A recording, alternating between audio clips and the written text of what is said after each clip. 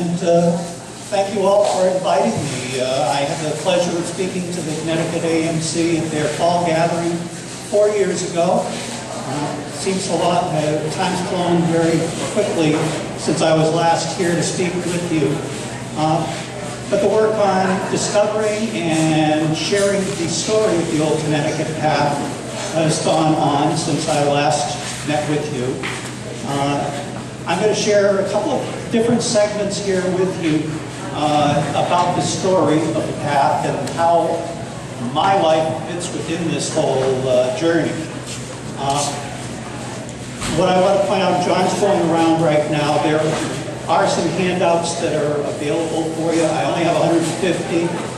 If there aren't enough for the crowd here today, it is on the Old Connecticut Path Facebook page also.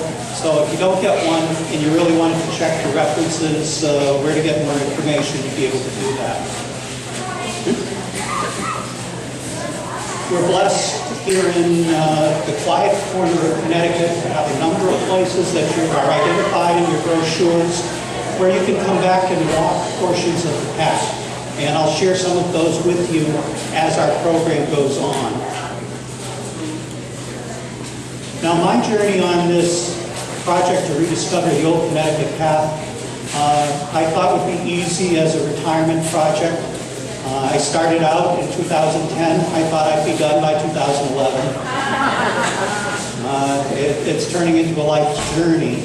But along the way, I've learned more about not just where the path went, but about people and what it means to us today and what it means to me personally in my family story. So I'll share that with you.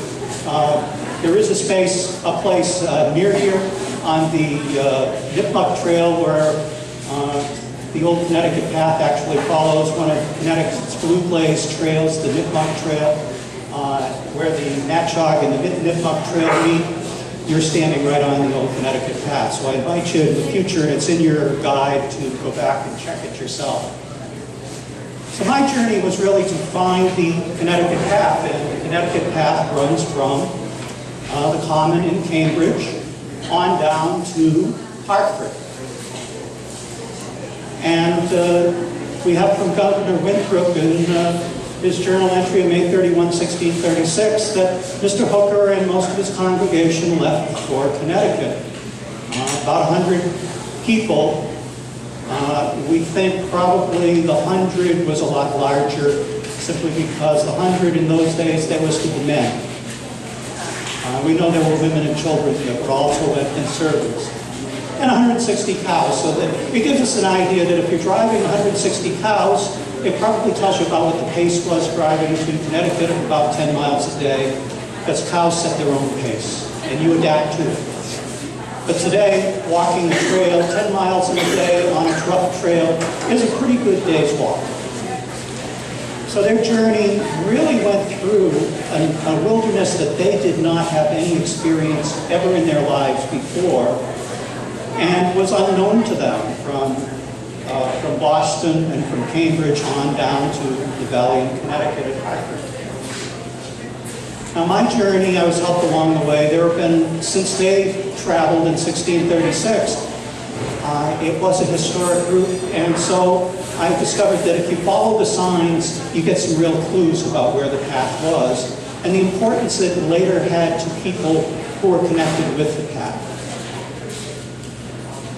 And so I've been able to connect approximately the route, or the corridor of the routes, of two major traffic paths leading down to the Connecticut Valley.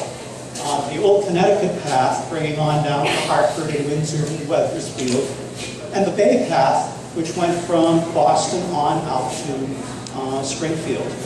And these were the major corridors for early travel in the mid-1630s, going on out to the Wild West of the Connecticut Valley.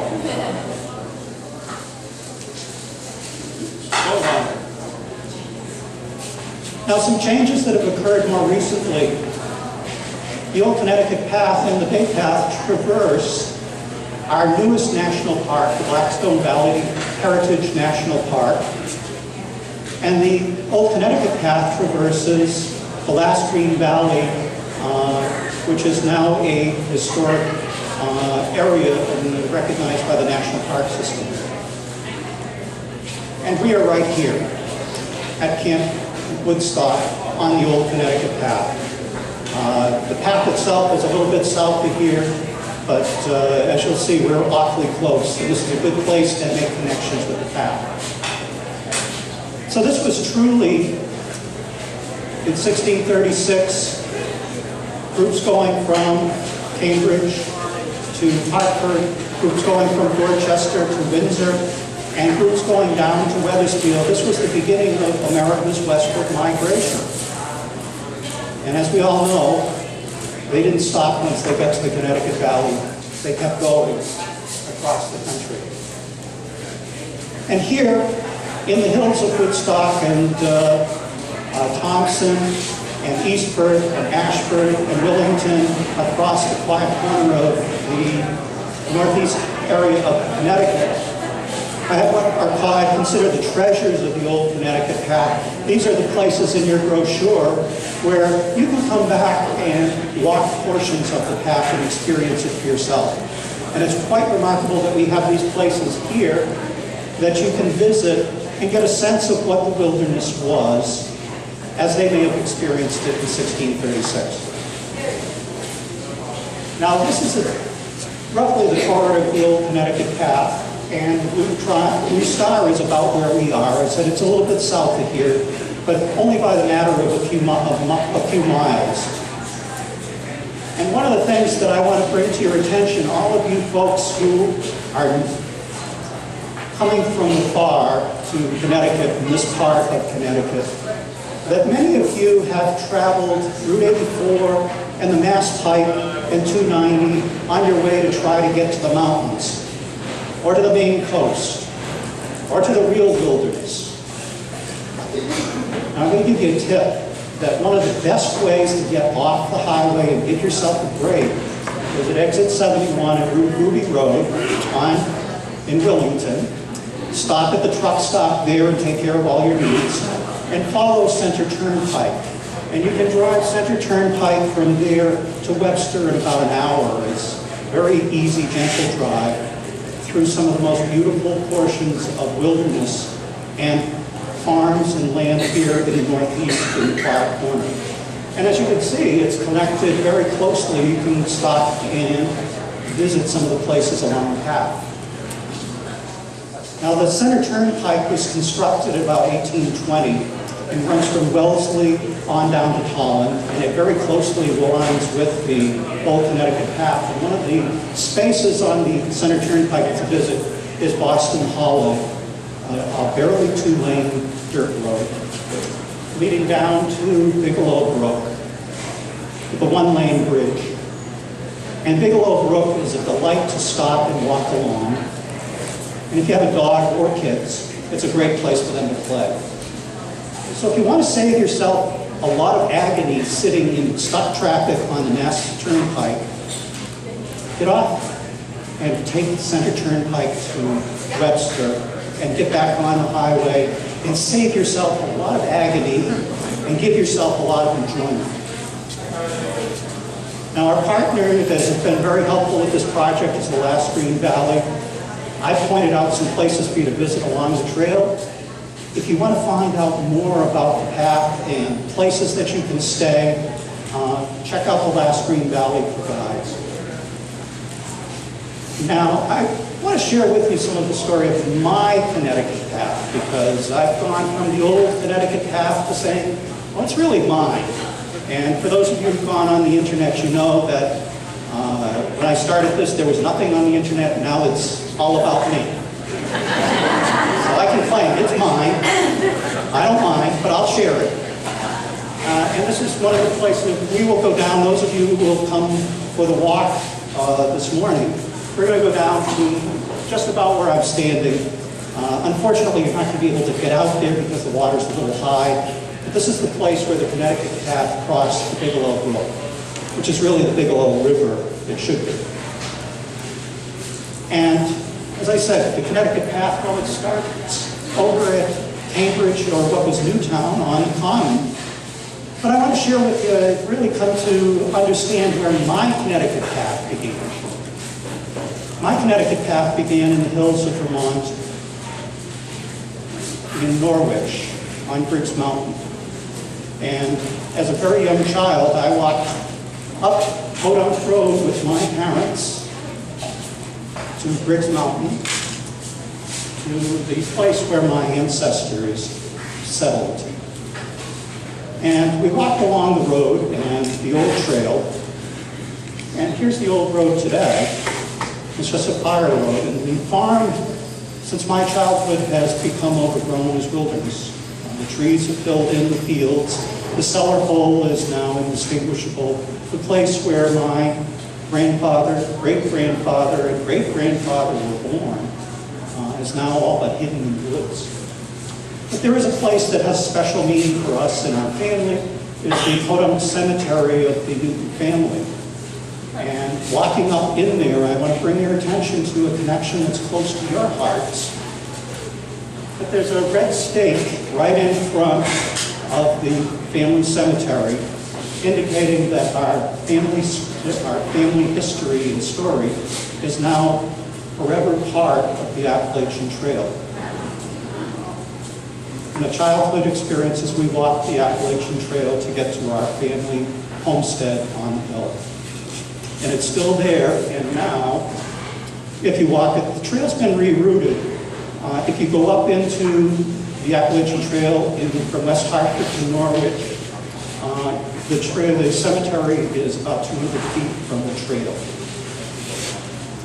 So this is my family connection with the Appalachian Trail that started very early in my life and probably contributed to my spending time in retirement wandering through the woods.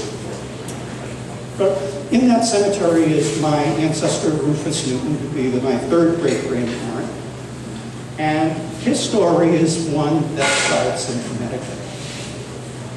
In Milford, Connecticut, to Hartford, Vermont. And Rufus came with his parents. He was 2 years old when he came. His parents, David and Mary Newton, came up the Connecticut River, the family's tradition. They came on the Connecticut River in the dead of winter with an ox team and sled from Milford, Connecticut, on up to Hartford, about 100 miles, which would have been the real wilderness. So Rufus was 2, his older brother was 3, and his younger brother was a toddler. And you have to imagine, at that time, making a journey like this in the dead of winter, what hardy stock they must have been to take on that adventure. Where did they get that strength to go on? And that's where it leads me back to a trip to Milford. So we have to follow the chain back to understand where this might have come from. And if you go down to Milford, you discover here's where my chain began. With Reverend Roger Newton. We'll hear more about him. But the real chain and connection to the path that I carried with me when I was doing the walks was with his wife, Mary. And Mary has the distinction of being a person we can follow from her childhood when she traveled the path to her life as an adult. And over the span of that life, we can see the changes that occurred and what she might have experienced. So I'll share you a little bit of Mary's story and how that may connect to your stories. See, we actually have a likeness of Mary as a young girl who was walking the path. And we have a likeness of Mary with her parents. And her parents were Reverend Thomas Hooker and his wife Susanna Garvan Hooker. And Mary was born in Esher, which is just a little south of London, in 1624. And so she lived a life in a minister's family. And as you'll hear more about her family, there's a song within Hamilton called Being in the Room Where It Happened. Mary was in the room where it happened, across an extraordinary story about her life and the shaping of Connecticut, and I suspect America too. Thomas Hooker, in Mary's initial early years, was a lecturer in Chelmsford. He couldn't be a minister in charge because he was a Puritan, and Puritans couldn't be a minister, so he was a lecturer teacher. He drew large crowds to hear him speak.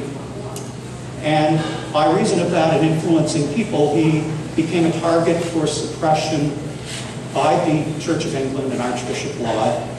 And he was silenced and suspended from being a minister in Chelmsford. The family was driven and sought shelter in a little hilltop village, much like Woodstock over here, a few miles away, Woodstock Center, where Mary's early formative years from age 3 to about age 6 was spent in the Cuckoo's Farm. And the Cuckoo's Farm was significant in her life for being kind of an idyllic setting in the country, where many ministers came to visit with her father in the home from all over Essex in England. And as a result, while Thomas Hooker did not have a ministry, he was still ministering to the ministers. And among those was John Eliot. John Eliot later became the apostle to the Indians. He came to live with the family at the Cuckoo's Farm and recorded that he never knew what Christian love was and what it could be until he lived with the family, with Mary's family, Thomas Hooker and his wife. But they were driven, Thomas was driven out and had to go into exile because of his increasing influence on the ministers, and had to go into exile or go to jail. And being imprisoned at that time could have been a death sentence, to Delft in the Netherlands. And the family was taken in for protection and shelter in Great Waltham, and under the protection of the Earl of Warwick, Robert Rich. So there was a 3-year separation at a critical time in Mary's growth from her parents, her father being in exile and risk of being in jail. But in 1633, they were reunited in London on board the ship the Griffin. And their journey was to escape possible imprisonment leading to death in prison for Thomas. And families were also imprisoned at that time. So they went aboard the Griffin, and we can see the Griffin was the technological marvel of their time. If you like going on the space shuttle today, that it was a marvelous place for a young child to explore, and the sailors helped the children to adjust to travel by playing games with them and getting them adjusted to sea. But their accommodations were quite cramped. And the journey that they had would have 150 people crammed below an area that's about 100 feet long. And you imagine the tight quarters, that there was some element of privacy that they established, but it was a difficult journey. But what was different for their family and for Mary in that experience, that they had to hide below deck in the cargo hold because the inspectors came on to make sure everybody's papers were in order. And because Thomas was a wanted man, he could not get the appropriate papers and visa to emigrate. And as a result, my ancestor Mary was one of America's first illegal immigrants. Things you find out. So you can imagine that fear that was there, even as they're getting ready to leave. But they finally get on their way to across the Atlantic.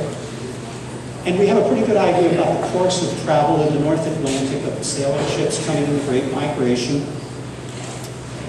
And from shipboard records and journals, we have an idea of what they were seeing. And it was a fantastic world.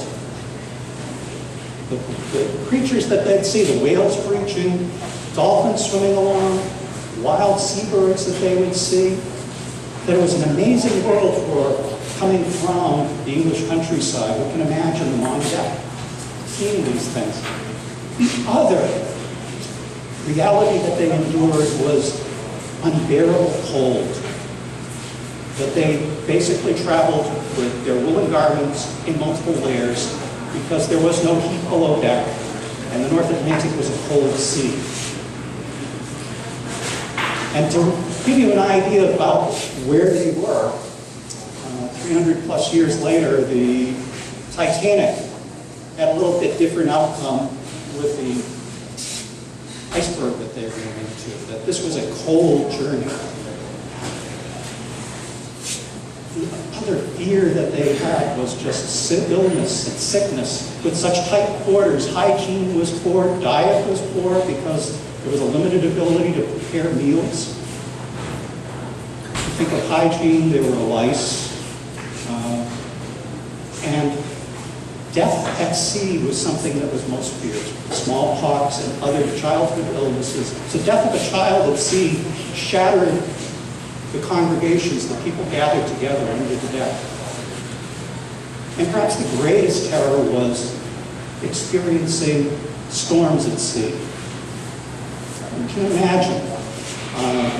Reverend Thomas Shepard, who came a little bit later, was a protege of Thomas Hooker. He recorded in his journal experiencing a storm where he and his wife lived in fear that they would be hurled through the air and crash into the side of the ship. You can imagine no seatbelts on this.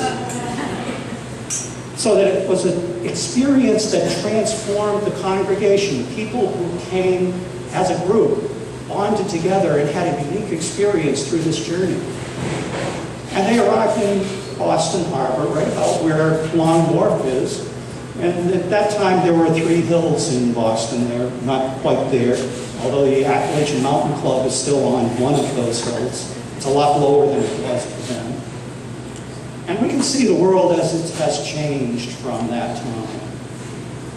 But they rejoiced in getting there and made their journey through Boston, through Roxbury, where they encountered their friend, John Elliott, who was minister there, and traveled to settle at Newtowne, which was a small village at that time. And we get an idea about what their street looked like. Here's their street, and their house, and the houses nearby. And this is an imagining about how it would look on what was Braintree Road at the time. And in the back of their house, they had the garden where Mary helped in managing the garden, tending the garden, and the cow yard where they tended their cow and their livestock. It's a little changed. You go there today on Mass Ave, there's a dorm there, Wigglesworth Hall, and Mary's garden and backyard has been transformed by the establishment and expansion of the college that was next door to that was set up next door to their house. So Hartford is now the place where Mary's early life, from age 6 to 9, was spent. And they gathered on the common and began their journey in 1636. And Mary would have been present in the home and in the church where the planning for the journey of the congregation was occurring. She would be part of and hearing in her home because of her father's role in the leading of the congregation, this journey and the planning. They didn't all agree one morning to let's go to Connecticut. There was a planned endeavor. And they sent scouts ahead to know what they were getting into. So we see that they were leaving, and the native people provided some of the guidance to get here. And they probably wouldn't have made it without some help. Came across the visions of this journey that we have to think about today, that on one side, it was Thomas Hooker leading the congregation with his compass in hand through the wilderness, and 100 miles later they stumbled into Hartford. And the other was this more romantic Hudson River view of, it was like a pastoral walk in the country. It wasn't either of those things. And much of the guidance came through the help of the natives. First came Woodginnicott, who came up from the area that's now Hartford in 1631 and said, come on down. They wanted the English to come and settle in the Connecticut Valley. And in 1633, John Oldham made the journey with 3 other adventurers and traveled down to Connecticut, staying from village to village along the way, Indian village, native village along the way. And so we get an understanding that they were traveling through a wilderness that was well known to the natives who lived here thousands of years. Thousands of years, not a few. They've been here, and they knew the best ways to travel, depending on the time. And so the Bay Path and the Old Connecticut Path traversed tribal areas. And along this way, we have the Hooker Trail. And Mary's job along the trail was to help her mother take care of the children. A child who was 7, 5, and 3. Now, there's some question that Mary was disabled. No, she was a busy mother. And if we look now at the influence of the natives on us that's present today, then we look at the native Algonquian places and their names. Massachusetts and Connecticut are come from Algonquian names. And if we travel along the path, it's full of traces of the native people and the names that they assign to these places. And Mary experienced this as she was traveling the path. Can you imagine traveling through a native wilderness? And they traveled from pond to pond, a chain of ponds, and along the Connecticut Path. You can find these today. Here's a couple of them: Cochituate, Manchog, Chalbuncamog. I'm not going to do the long version. We don't have all that time. Shinipsit on down towards Hartford and Vernon. So they traveled from pond to pond, and these were native gathering places for thousands of years. And you may say, well, how do you know? Well, I know because in one way I had the pleasure of meeting Harry Anderson on the shores of Manchog Pond, where he lived for over 80 years. And every winter he would go out and watch the pond. And his keen eyes, eagle eyes, this was his collection of his treasures.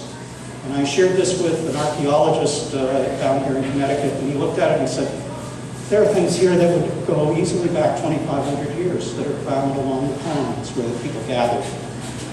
So they truly were traveling through a native world. And along the path is a special spiritual connection for the natives that is most telling here in the Upton Stone Chamber in Upton, Mass. That it's located in the side of the hill. And you go into the chamber, and I'll show you the interior. The way you go into the chamber is you crouch, and you keep your head down. And the chamber is a round chamber in the ground. And it was a spirit chamber of the native people. And carbon dating artifacts from there date back to the 1300s to the 1600s, so it's pre-settlement artifacts.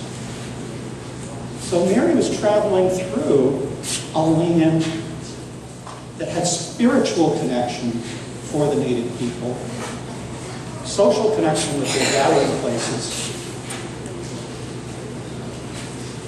and brought them to some challenges. The beauty of the way the trail wound, there were very few river crossings that they had to face.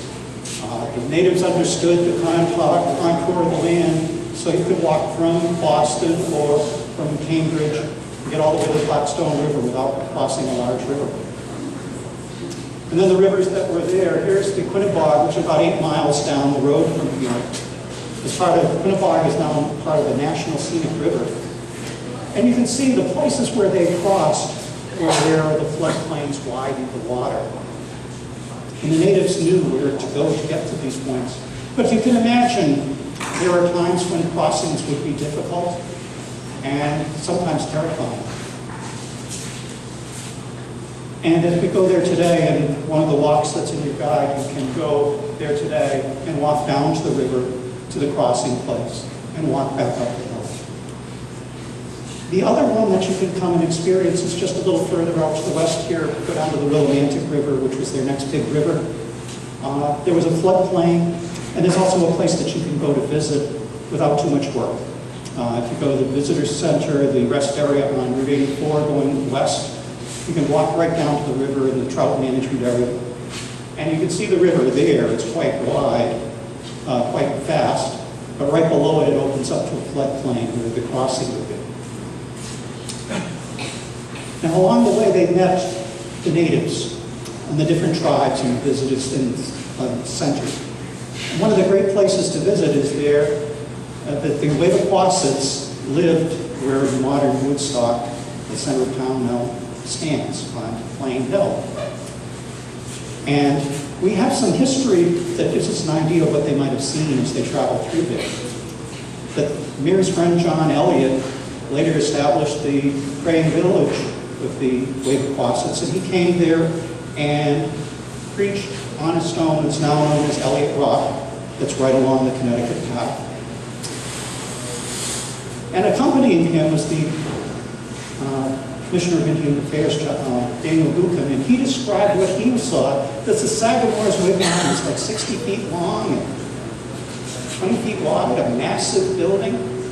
The Sagamore was the chief, and parties traveling through, like Mary's party, led by Thomas Hooker, would be invited guests to visit the Sagamore and his hospitality. If we take a walk into a longhouse, we can see the world as different as any that Mary would have experienced in her prior life. The native life was in stark contrast to the world of the English. And we find traces of those longhouses along the path. The English did see some wisdom in the design. And where there were abandoned longhouses, they initially would put in a fireplace, which kind of reduced the heating value of the longhouse. But out in the Douglas Woods, there's a fireplace that was part of a longhouse. You can see the foundation that was laid there. And if you go to Woodstock, one of the things that Buchan also commented on was that the abundance of corn. And corn sustained the people in the 1630s. And the first arrivals in Boston would not have survived without the native corn that was brought 60 miles from Woodstock. And Buchan saw that it was rich land with 40 bushels of corn per acre. And where the trail goes today, there's still that abundance of corn. Now you may ask, here we are up on the top of the hills, and you're saying, well, why did they go up here? Well, native trails tended to run in parallel. They had what they called their winter trails and their summer trails. The summer trails were down in the valley, and the winter trails were up here. The winter trails were much more likely to survive, which is why we can have a better sense of where those pieces are. Because down in the valley there were floods and other things that occurred that essentially wiped away traces of the trails. And there was another factor that affected them. They were coming in June. In 1636, they were in the middle of a mini ice age. That we have global warming, they had global cooling. Glaciers were growing in Europe. And here, there were summers without summer because it snowed in July and August. So it was terribly cold even traveling in the summer. So traveling on the highlands, following the winter trails was the preferred way. So the journey was driven, even in summer they had to accommodate how they would travel because of the cold conditions. And one of the stories that I came across to give you an idea of just how cold it was over in Sutton, they have in their history a family that was trapped in their home with snow over the roof. The only thing that was visible was the smoke coming out. And their story was that an Indian came and saw the smoke and heard them calling for help and rescued them. That was the severity of the winters that they endured and the coldness of the summers. The other thing that you'll see as we walk across the hills here is that even in a short distance along the Nipmuc Trail, which is one of the Blue Blaze trails here in Connecticut, over in Ashford, the top picture shows the same day how small the water is on the river. And if you go 3 miles downstream, the stream expands very quickly. So traveling across the highlands provided an opportunity for them to travel more safely at that time, since there were no bridges. Which leads us down to an accommodation the natives provided, that there were places where stones were placed across a stream so that they could skip across the stones. And we're going to visit, those of you who come along on the walk this morning, we're going to visit the place out on Bigelow Brook where stones were placed and were part of a walking or crossing place on the Connecticut Path. And if you go there where there's lower water, you'll be able to walk right across the brook. As they came closer to their final destination, what's now down in Vernon, there's a roadway, and there's a spot where the first church in Vernon was established at the top of the hill. And if you come to the top of the hill, where the trail is likely to have followed, you look down and you can see down the Hockenham Valley to their destination, leading them down to their final arrival at Hartford. And the groups that branched off to Windsor or to Wethersfield follow branches off. In the road today, if you stand in East Hartford on the Riverwalk, the bridge on Route 84 was right below it. It used to be a sandbar that was where the cattle were driven across. And it's likely they traveled across in small boats and ferries. Now Mary, when she arrived, here she is, she's 9 years old, or 12 years old, I'm sorry. 12 years old, arriving in Hartford. Their home was in corner of what's now Arch and Prospect Street. And it was a center because Thomas Hooker's role as a leader in the congregation and the community was a hub of activity.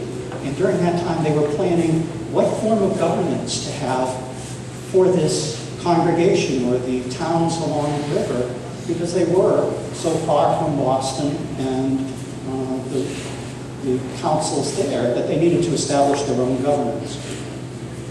So in 1638 and 1639, there was a gathering, a small number of gatherings in Hartford, with Thomas Hooker at his home and the church to begin to hammer out what was the government, what was their agreement, covenant as a colony be. And in 1638, almost 2 years after he arrived, after he left Cambridge, Thomas Hooker gave a sermon to the assembly. And the first piece that he brought up was that it was a duty to choose wise leaders, because choosing your leaders is a gift from God. And it occurred to me when I did this 2 years ago, this was the picture that I had 2 years ago. The jury's still out in my mind. I think we need to revisit that issue of wise leaders. But he went on to say that the choice of the magistrates, the leaders, belongs to the people. That this is a gift from God, and it's not to be squandered. The privilege of election belongs to the people, and in modern terms, and I exercise not to the humors, in modern terms, it's not to exercise and lead by your factions, but it's to lead by the congregation, because it's a gift from God. And the franchise is a trust for good of all. And they who have the power, here's a powerful one, they who have the power to appoint their leaders have the power to remove them, if they fail in their duty to provide wise leadership. Now imagine, it's 1638. This was, among Puritans, it was an idea that they had been driven out of England and now are being able to realize it. So in 1639, they... Sorry, okay. Sorry. This is just a breakneck concave nip-up trail. If you're going on that hike, we're meeting over on that side, please. I have 4 people out there, or 16 on the list. Okay. Sorry. All right. We're going to get wrapping up here in a few minutes and taking some questions. But they adopted a constitution of sort called the Fundamental Orders of Connecticut. And I want you to think for a moment. Mary was part of, and she was present during this discussion as a young teenage girl. What this experience, along with her others, is beginning to form in her understanding of the world. That the congregations, the assembly, was doing something that if they had publicly done this in England, where they had left just a few years before, they would have been tried for high treason, for undermining and subordinating the authority of the king. There's no mention of the king here at all. So they were doing something revolutionary, but they were doing it in the middle of the wilderness. And they would have been hung and drawn and quartered if they had done this in England. And they knew it. So Reverend Roger Newton, as I said, he does come into this story with Mary. And I've told this story before, that our family tradition was that Roger came over from Cambridge University in 1638, went to Harvard. In 1640, he ran off to Connecticut and married a hooker. But married a hooker. But it wasn't quite that way. That he was in King's College at Cambridge, was an elite college and still is. It was the College of Eton, where Eton students went up to study at Cambridge. So he either got into Cambridge by being a student at Eton, a student at one of their schools, or someone who had a lot of connections. We don't know for sure what that is. But clearly was a top scholar. Came to Harvard in 1638 as one of the first students. And he did go down to Connecticut. And in looking at this, there was some intrigue and romance.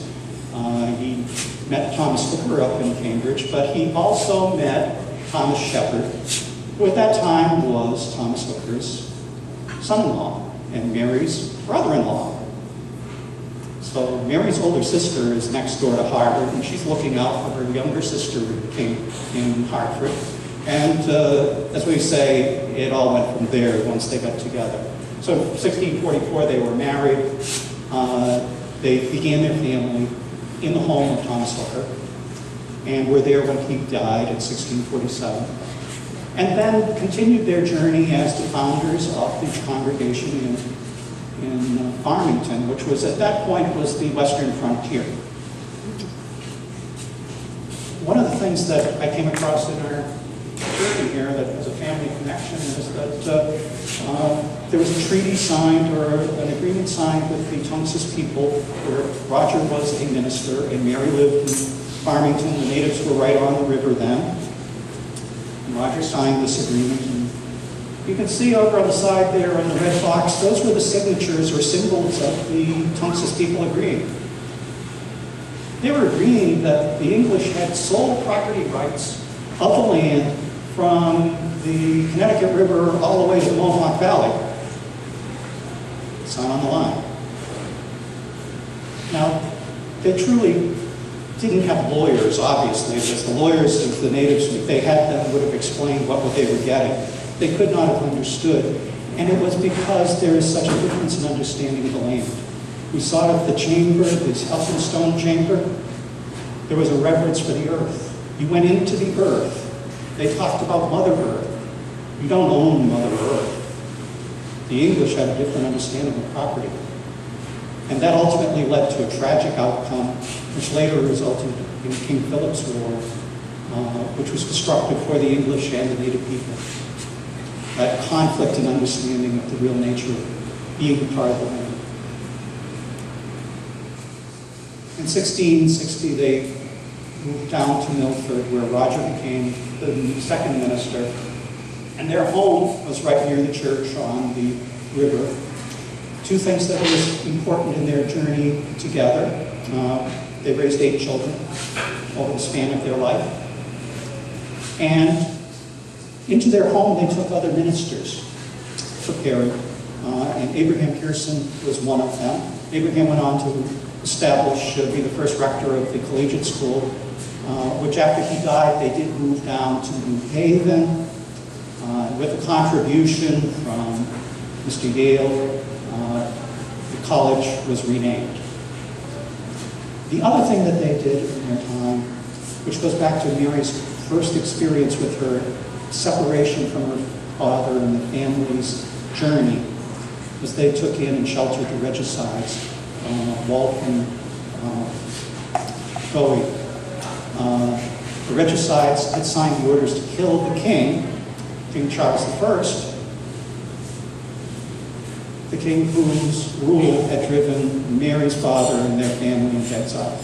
They sheltered these regicides in their home before they moved to Hadley, before the regicides escaped to Hadley. So now if you go down to Hartford, this story is really part of Connecticut's DNA.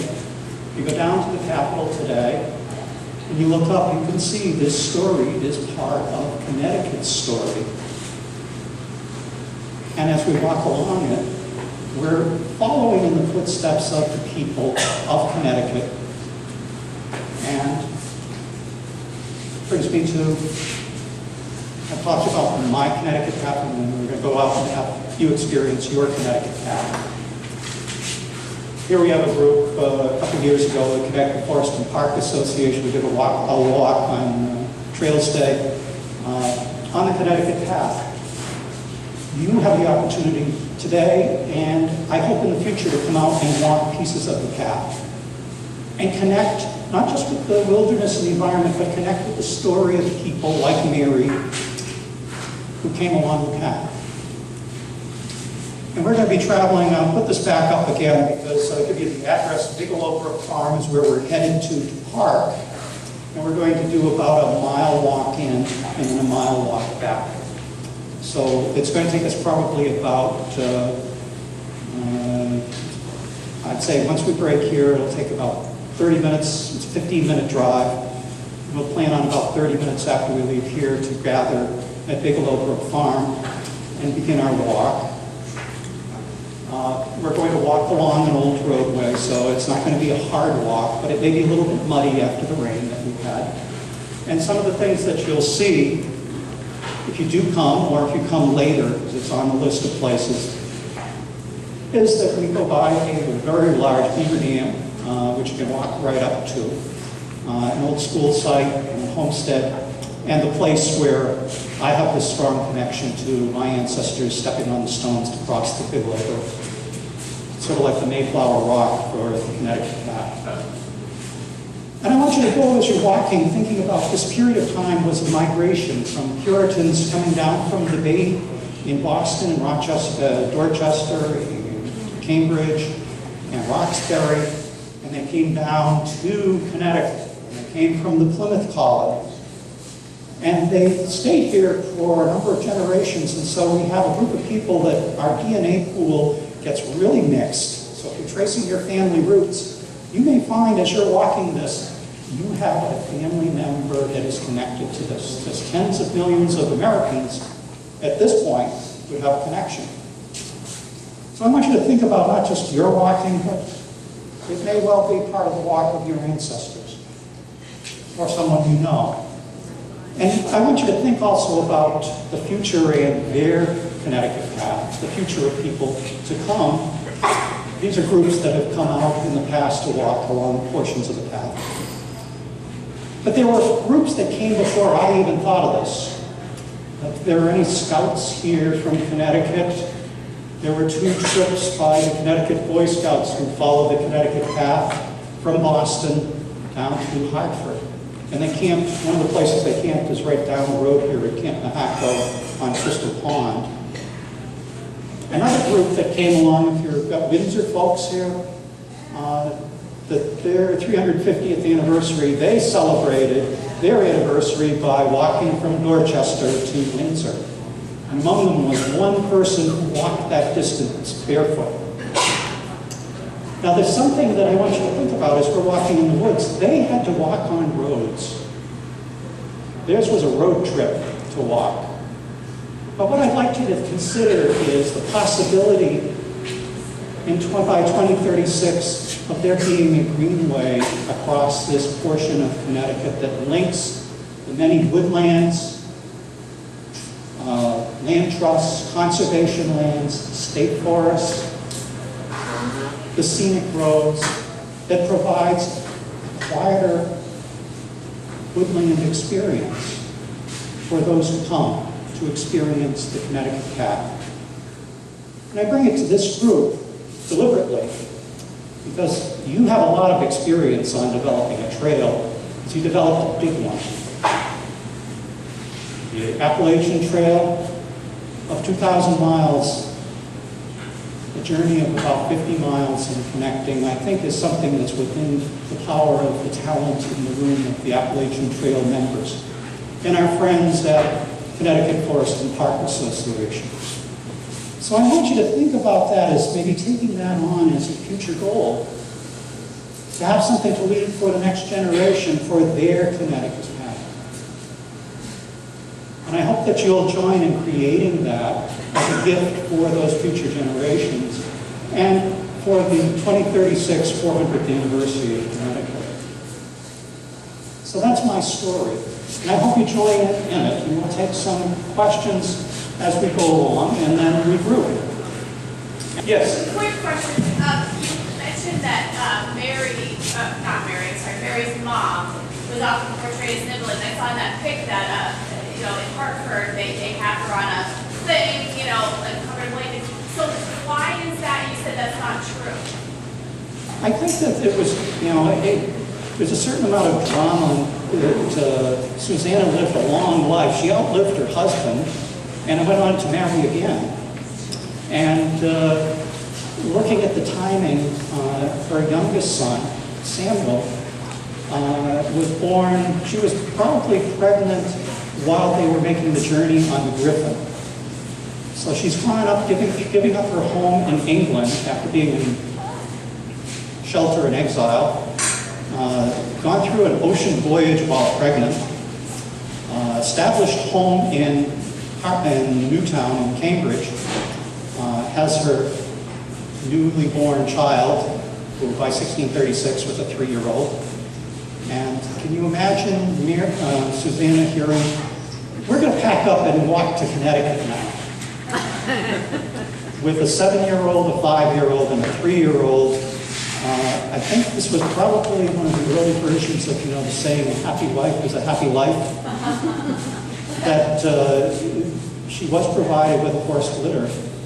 But I think in the drama it was misinterpreted as she was an invalid, but there didn't seem to be any evidence that she was that.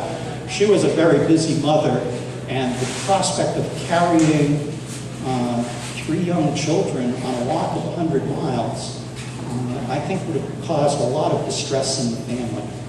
So, and Mary, my ancestor, the tradition was that she walked to help take care of the children. So that's where I think there's this little bit of drama. So she spent a little time on her litter and then relaxing and then to keep her happy and then the rest of the time taking care of the kids or something. Well, I think probably the kids were on there too. Oh, okay. Yeah. I can't imagine a 3-year-old doing a 100-mile hike. Yes, sir. I think that's a great idea. First, at your point that the media, there is a place for this in, if we go to creating a greenway. Connecticut does have a law and a tradition of establishing greenways. This could be an addition under Connecticut's law and tradition. Given the timing of the anniversary, that would be certainly timely. And there is a bill on the ballot, as I understand it, coming up. I think it's Article 2 in Connecticut on preserving the land that is publicly owned so that it's not, its ownership and status isn't changed by the legislature without public comment and input. I think it goes to preserving the land and connecting people. That's where I think the Appalachian Mountain Club is one of the key groups that could help in driving the connections of the places and partnerships with the towns, the land trusts, the conservation groups, and the landowners to preserve this. So I think it's a great idea to get the media, but I think there needs to be a group that is able to say, we can do this. Putting the strip of land together that you can see the property, okay, for private land.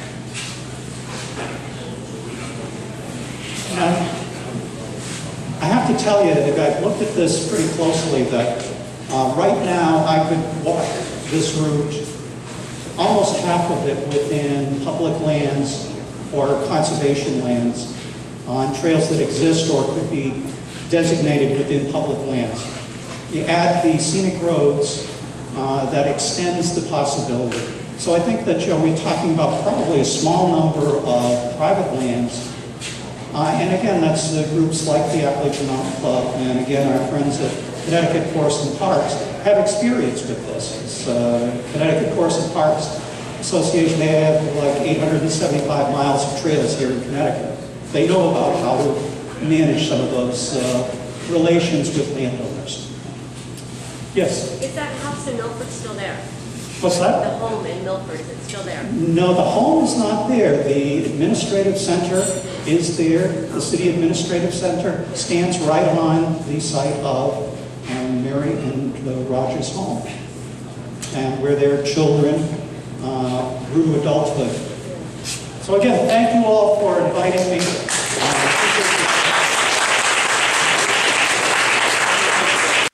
For more information, visit the Old Connecticut Path website. Follow the Old Connecticut Path on Facebook.